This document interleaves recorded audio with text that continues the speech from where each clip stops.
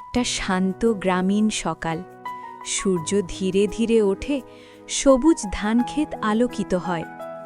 কৃষক রামু সকালে ঘুম থেকে উঠে মাঠে কাজে যায়।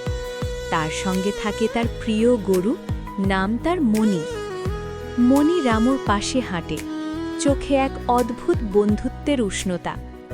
কৃষক ধান কাটতে শুরু করে, মণি ধীরে ধীরে তার পাশে ঘাস খায়। হঠাৎ মণি হাঁটতে হাঁটতে কৃষকের পায়ে কেমন করে দাঁড়ায়, যেন বলছে, সতর্ক থাকো। কৃষক হেসে বলে, তুমি তো আমার প্রিয় বন্ধু।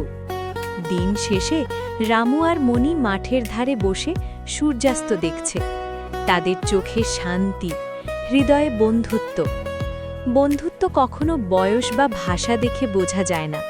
কৃষক আর তার গরু প্রমাণ করে সেই সত্য। রামু মাথায় টুপি তুলে মণিকে আলিঙ্গন করছে। সূর্যাস্তের আলো তাদের মুখে পড়ছে।